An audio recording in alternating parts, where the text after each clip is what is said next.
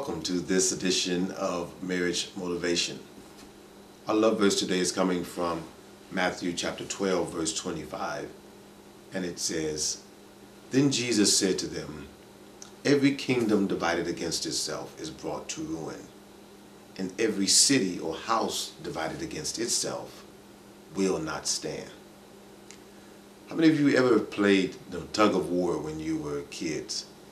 You were pulling. I remember at church picnics we'd have a team over here and a team over there, and we'd be pulling hard. Oh, and sometimes it would take half an hour really to win the game. Everybody they dig in, and trying to win, and sometimes you get very upset. At least I know I would if the people on my team, the other teammates, weren't pulling their weight. And Jesus is saying here that in our house or in a kingdom, if a kingdom is pulling against itself, it's divided against itself, he said it will not stand. If we're trying to undermine and trying to be selfish in how we handle things, trying to get everything our own way, he said it won't work, it won't stand.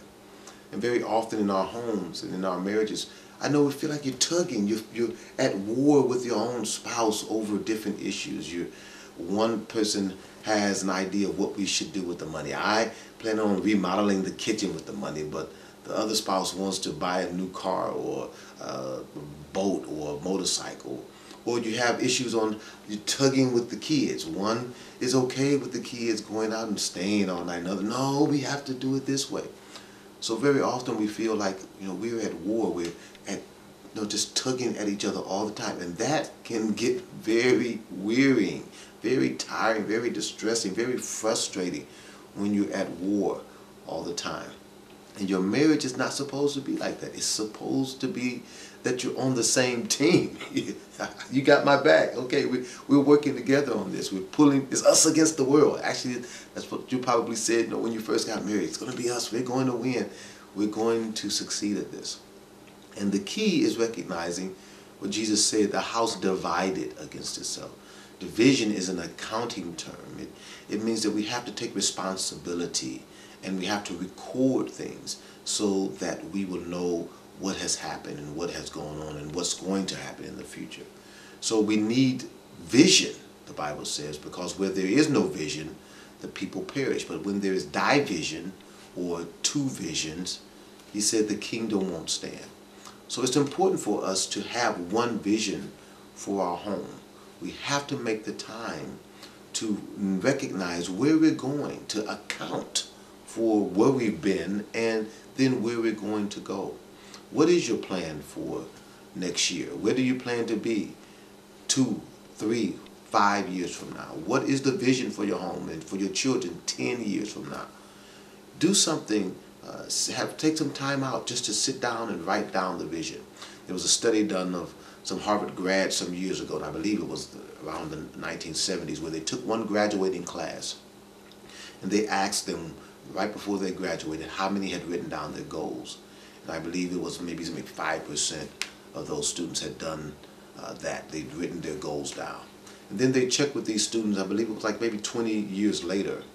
But what was astounding is that the 5% who had written their goals down, their dreams and their vision, their monetary value, their wealth, was worth more than the combined wealth of the other 95% of the Harvard graduates.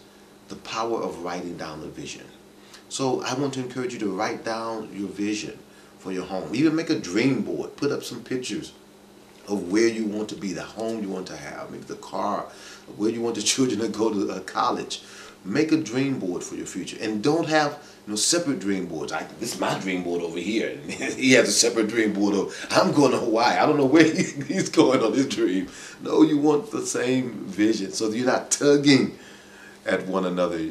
I remember there used to be some times when, if you were in a tug of war, you'd be pulling, and if you got tired, you just let go. And the other team would fall back, and the game would be over. And sometimes you have to do that in marriage. There's some things you don't have to tug on all the time. Certain things you can just agree to disagree about.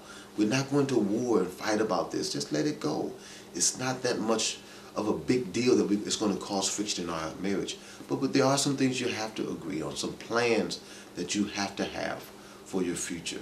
There's a saying that if you don't know where you want to go, any road will take you there.